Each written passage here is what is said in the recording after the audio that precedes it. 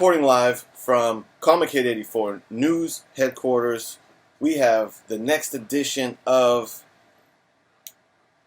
Top 10 Hot Comics from Wizard Magazine. That's right, we're going back through the archives and bringing you all the data you need, a snapshot of the pop culture world and the comic book landscape from years past. And this week, we are traveling back to September 1992, ladies and gentlemen. We have a very interesting list this week, okay?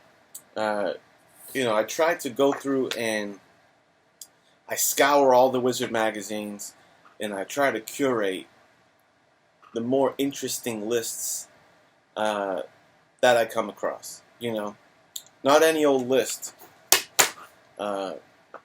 is going to be showcased here. I'm trying to show a little variety, and I'm trying to find lists that are very telling of the time and maybe have some relevancy to today, okay? And I think this list does that for this week. Can I just say, the cover of this edition of Wizard Magazine is really one of the better Wizard Magazine covers, man. Beautiful, painted Ghost Rider cover. The name of the artist escapes me, man. He's it's not Boris and it's not Jusko, but he's the three guys. There was three guys that were really killing it in that painted realism comic art. Jusko, Boris, and this guy. And I'm sorry, I'm going to have to scold my research department for not having that information for you. But check it out. Okay. We're going to start out, like always, laying down the landscape. Hold on, I better shut the AC off. Hold on, you know what? We're going to go unedited. I think the hum of the AC might affect the audio. 1 second, folks.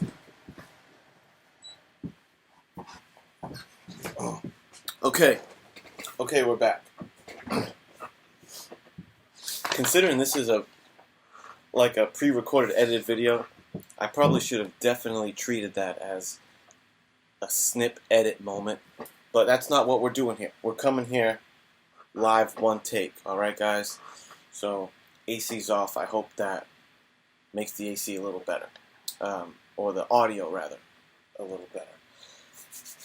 As always, we're going to paint a picture of the pop culture landscape before we get to our list. First up, we're going to hit the movies. Okay?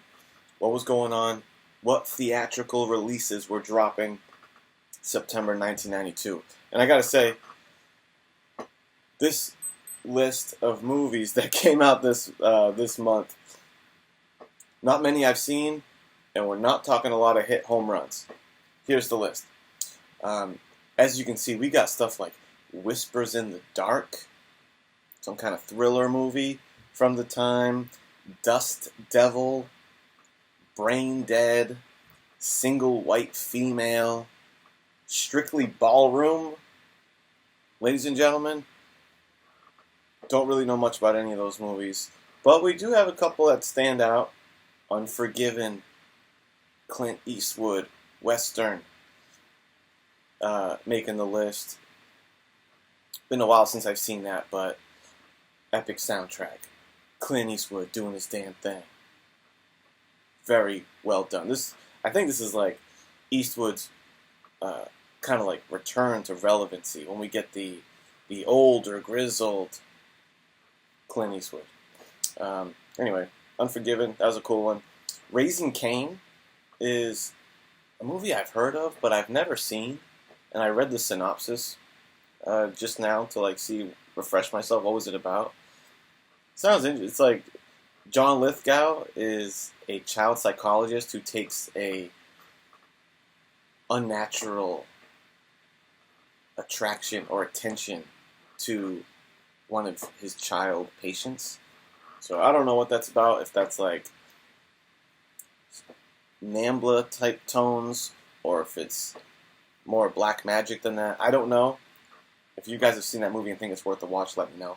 And lastly, Three Ninjas, man. You know, this was like coming off of the martial arts movie boom of the late 80s. Bloodsport, American Ninja, okay? And I feel like this movie swooped in on that for the kids, man. This is like those kind of kung fu movies for the kids. And this was right up my alley when it came out. Rocky, Colt, Tum Tum, okay? The Three Ninjas. Great childhood flick. There you have it. That's the movie landscape for September 92, okay? What was going on with them beats? What was going on when you turned on the radio in September 92? What were the top 5 Billboard chart songs? Ladies and gentlemen, here it is. Number 5, November Rain, dude. Man, I love me some November Rain. November is my birthday month, okay? And I think for that reason, I've always like kind of had a special affinity for this song. And dude, awesome. Guns N' Roses, I wouldn't say they're underrated. You know, they're rated properly. But maybe that versatility, you know what I'm saying? There's a lot of hard rock bands. Either they would have the occasional ballad type song, or they would just be a no ballad type of band. And as far as like rock bands that do ballad, this is probably as high level as a rock band ballad can get, dude. Piano, epic guitar solo from Slash, great vibe, dude. I love this song. Anyway, Guns N' Roses, number 5. Number 4, Baby Got Back, dude. Sir Mix-a-Lot. That's right, this was the year of Baby Got Back. His anaconda don't want none if you ain't got buns, hun. Whoosh. Don't forget the whip sound effect. Whoosh. He likes big butts, he cannot lie. This song has endured as, you know, a part of pop culture. So this is the year that dropped. Number 3, Madonna makes the list. So it's not that surprising to see Madonna on a list in the early 90s. She was doing her damn thing. But one of her more low-key songs, one of her lesser-known songs, This Used to Be My Playground, okay? So not one of the big hits of Madonna, but that just goes to show how huge Madonna was. It's like, even these songs that most of you probably never even heard of, that shit was still charting number 3, okay? This is the Madonna era. Or maybe towards the end of it. Number 2, Baby, Baby, Baby, TLC. I love me some TLC. Can I just say that? I think this was TLC's first, I think this was like their breakout single, if I'm not mistaken. But TLC, Baby, Baby, Baby, not my favorite song of theirs, you know. I'm more of a Red Light Special guy. Waterfalls, of course. And I really used to dig TLC, man. And I had a special crush, you know what I'm saying, on Chili from TLC. Left Eye was cool. She was the cool one. She was a cutie, no doubt. And I felt like Left Eye was everyone's favorite. She was, you know, the one that everyone kind of liked. But yo, Chili was my boo, okay? And she held up great. She looks fantastic to this day, okay? So TLC at number 1, man. Talk about ballads. I mentioned ballads earlier. Who was dropping better ballads in this time than Boyz II Men? Okay? Boyz II Men, ABC, BBD, the East Coast family. You know, End of the Road. One of their great ballads. What more can you say? You know, and how appropriate for 1992 to have Boyz II Men topping the chart. So there you go. That was what was going on the screen and on the radio waves in September 1992. Now, let's get into these comics. This is an interesting edition because last episode, practically the entire list was of number one issues, okay? And that's kind of been a theme, and it's a common theme in a lot of these Wizard 1990s lists. This list, there's a couple number ones on here, but this is not a number one issue heavy list, okay? And I think we're going to get a good snapshot of where the comic game was. And quite frankly, I think we have a pretty quality lineup of books here. So without further ado, let's just get into this list. Coming in at number 10, Amazing Spider-Man, number 101, okay? This is a book that is very relevant right now. In the last year, has totally popped back up on the scene, largely because of, the upcoming film. Jared Leto is taking on the mantle of Morbius in a Morbius movie, okay? So ASM number 1 is relevant once again, but back in 92, this was the time when they were giving Morbius like his own push as a solo act. You were starting to see Morbius become more than just a Spider-Man villain. Okay, because Morbius, he had a pretty good run. A lot of mixing it up with Ghost Rider, and there were this in the Spirits of Vengeance, series. He had his own title, so Morbius popped off pretty well around this time, and his first appearance book was a hot item back in September 92. Pricing on this book, CGC graded copies. A mid-grade is going to run you about $400. A 7.5 recently sold for $650. Then when we get into like the high grades, dude, a 9.6 sold for $4,000. Or Go Collect, rather. The GPA Go Collect is $4,000 for a 9.6. And get this, 9.8 Go Collect has this book at $12,000.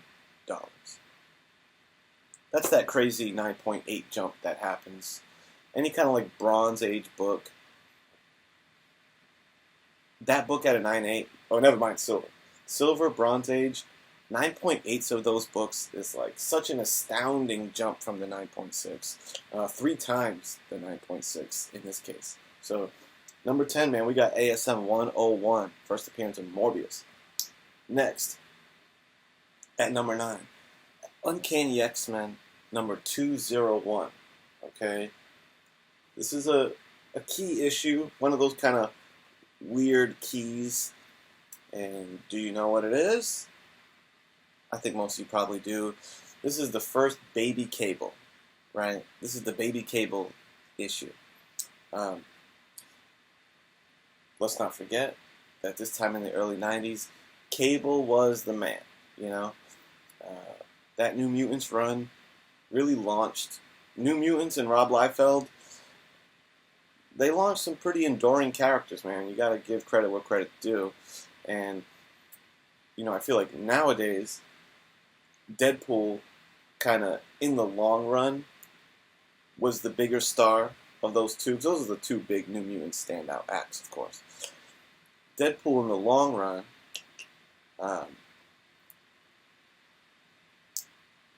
I was pointing at my copy too. I forgot. I probably have an image of the comic here. I'm pointing at my copy. Deadpool in the long run was the more enduring character. But let's not forget, at the time, Cable totally was outshining Deadpool as the standout act. Cable was big deal, big time, and X-Men 201, while they certainly don't call him Cable or anything like that. It's just, the birth of Scott and Jean's baby. And considering that's his parents, Baby Cable. There you go. So, Not an official key. I don't think they, name it as such, but there it is. X-Men 201. 9.8 to this book, 100 to 150 bucks. Bow! Next, number 8. A comic series near and dear to my heart. New Warriors number 1. Okay? New Warriors number 1.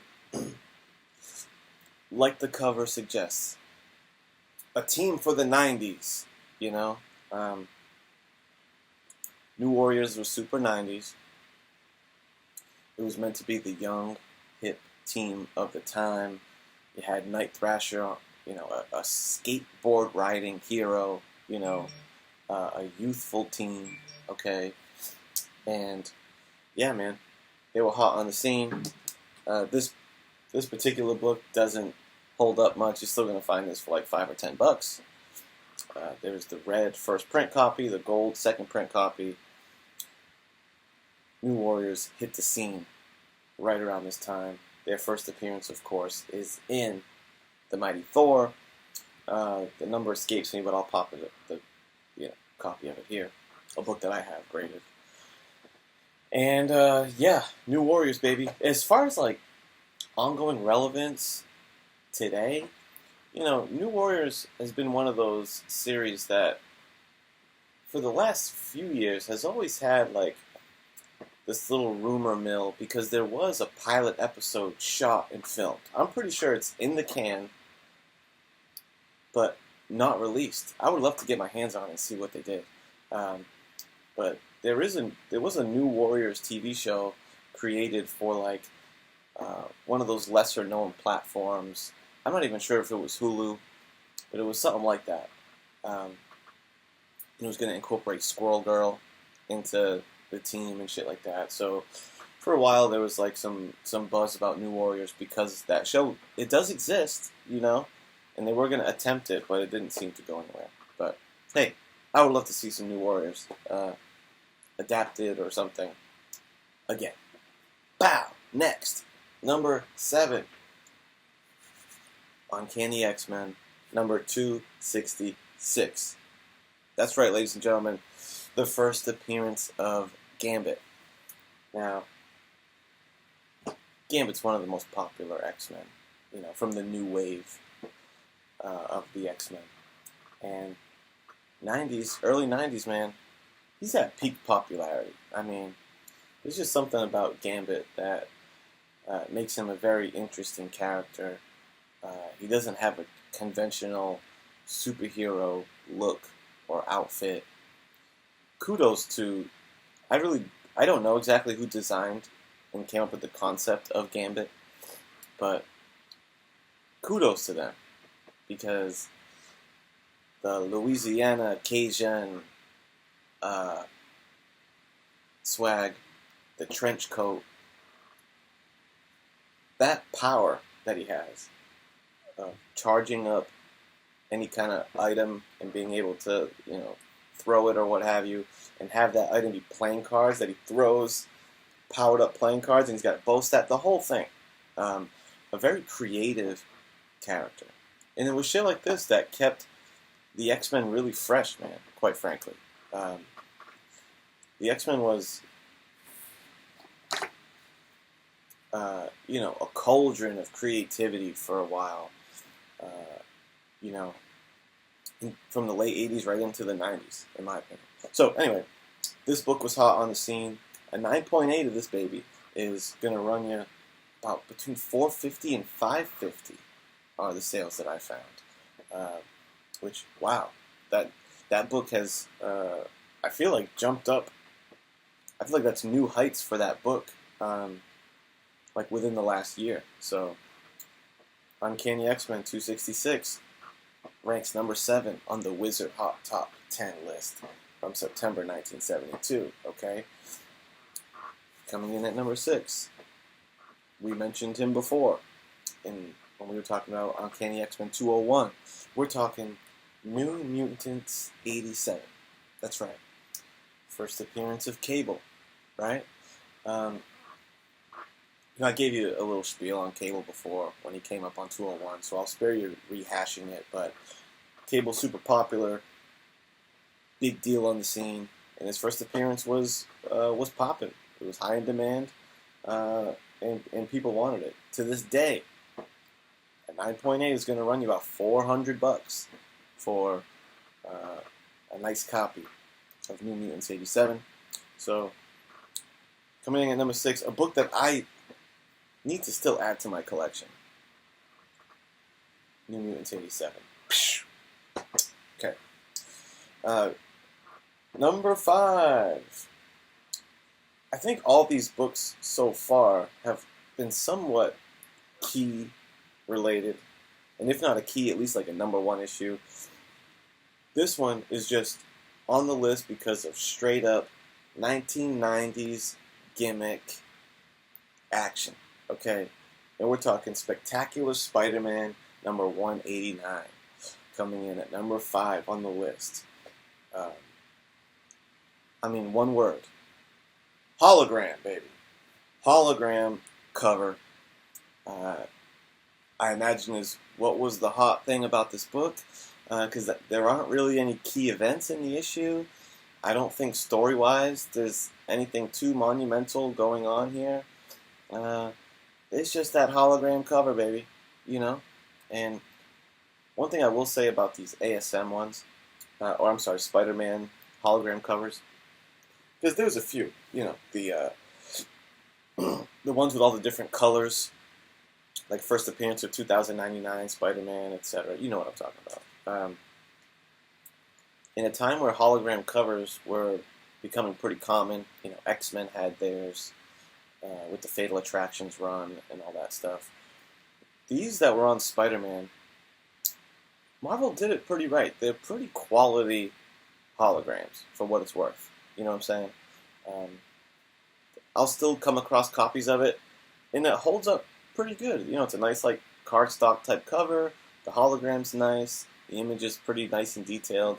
So, hey, as far as holograms go, they did a pretty good job. Boom, that's number 5. Let me pick up the pace here. Number 4, Unity. Number 0, Valiant, baby. We got Valiant on the list. The first time Valiant, I think, has made an appearance on this show. So, Unity number 0. Now, I know there are some folks that are very well versed in the world of Valiant. I'm not necessarily one of them. I'm still kind of learning about the world, but I do know the term that is kind of comes along with Valiant collectors and Valiant readers is pre-Unity Valiant and post-Unity Valiant. So, Unity number 0 is, the book that kind of relaunched and pushed the world of these Valiant characters, and I think it gave them just like a fresh jumping on point for new readers and started a new storyline with these characters that they've built in. X-Men of War, Harbinger, Ninjak, Eternal Warriors, the whole gang. So Unity number 0 was a big deal starting on point, and those pre-Valiant, pre-Unity Valiant books, collector-wise, tend to go for a little more because they're lower print run. Once Unity 0 dropped, you got higher print numbers, more people caught onto the wave, and stuff like that. This book has 2 variants to it. So your standard 9.8 copy of Unity 0 is going to run you about $95. There is a red variant, a red cover variant to Unity 0. And that book at a 9.8 is getting about between $200 and $250 on the open market. So when you come across a Unity 0, keep your eyes peeled for that red variant, huh? Okay. Now we're down to the top 3. Coming in at number 3. Another number 0, okay? Magnus, number 0. Magnus the robot fighter himself, number 0. coming in at number 3, this was a mail-away book, okay? You couldn't just go to the stands and buy a copy of Magnus Zero. You had to submit coupons. In fact, Harbinger number 1 is a book that, if you've ever shopped for that book or looked into it, you'll notice that it's one of those books, kind of like the Marvel books with the Marvel value stamps, that you always need to be mindful of if it's a complete copy or if it's a copy with the coupon cut out. And the reason why Harbinger number 1 is so often found with the coupon cut out is because of this book, okay? I think it was having to collect coupons from issues 1 through 8 of Harbinger in order to get Magnus Zero. So it's a coupon mail-away book. Let's see. It included a trading card, a Barry Windsor Smith art trading card in the book. And money-wise, you would think this... I was expecting a little higher because it seemed like it'd be relatively scarce, but a 9.8, $200 to $215, which is a respectable amount, don't get me wrong, for a 9.8. But as soon as you get to a 9.6, it's like a $50 slab, $50 book. So, that's the deal with Magnus Zero. Okay, next up, top 2 time, okay? And like I said, let me just keep it moving. I don't want to keep you for too long here. Thank you for sticking along and watching this video thus far. We're at the top 2. Spawn number 1. That's right. Not a huge surprise to see Spawn 1 on this list, considering the year that we're in, considering the time of Image Comics. Spawn number 1 sitting comfortably at the number 2 spot. Okay, this is a book that, almost is like, I feel like in a lot of ways this book is almost like X-Men 1, the 1990s Jim Lee X-Men 1, where people are like, yeah, it's a cool book and it's a, an important book, but goddamn, they printed so many of them.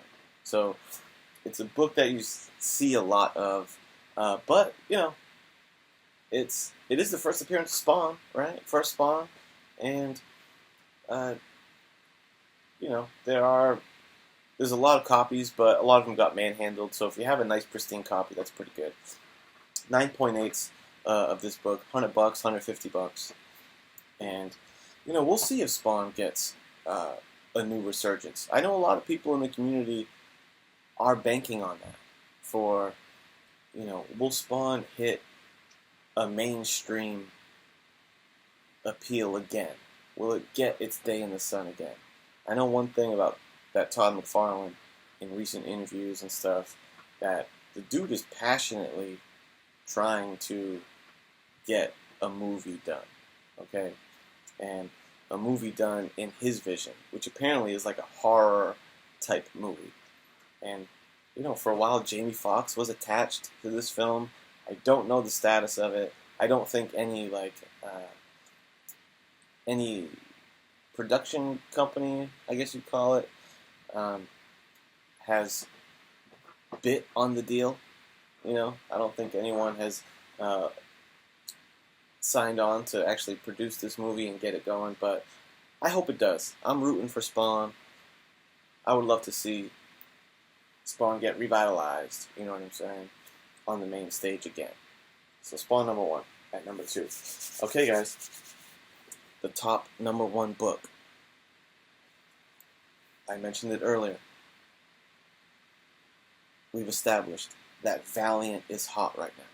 Okay, this is the year so far we've had 2 appearances of Valiant on the top 10 list, and at the number 1 spot, the number 1 book of this time, September 1992, is Harbinger number 1, ladies and gentlemen. That's right, Harbinger number 1.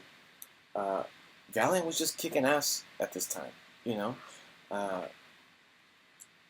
I said in my last video, the 90s can get kind of a bum rap sometimes on what was going on in the comic space, but I think it's the first time that you've had these independent companies with mainstream hits. Image put out mainstream hits from their characters, as did Valiant, man. Valiant had a good day in the sun for a while, and Harbinger being the big book of that time. Harbinger #1, still to this day, demands a good chunk of change. Okay, again, with the coupon complete, I was looking at 9.8 CGC sales, and man, in this past year, they were copy selling from between $550 to $750. I saw a copy sell for $750. So, wow. This book, aside from ASM 101, is the biggest hitter on this whole list as far as books that have held their value. Harbinger #1 at $750. The Go Collect GPA average, what they say the range is for a 9.8, $625, and that's pretty spot on. Since considering where I saw the sales, that's right in the middle of it. So that sounds about right. So Harbinger #1, holding the crown this month, September 1992. Thank you so much for hanging out. Hit that like button. You know what I'm saying. Go ahead and subscribe if you haven't, and let people know that about this show. Okay, I would like to keep doing it, but I know seeing growing support for it and stuff would definitely motivate me to keep pumping these out and sending them your way. Okay, I have fun doing them. Till next time, we'll see which year and which month gets chosen next, and I also have some fun stuff planned for this show in the very near future. So stay tuned. Thanks for joining. Peace.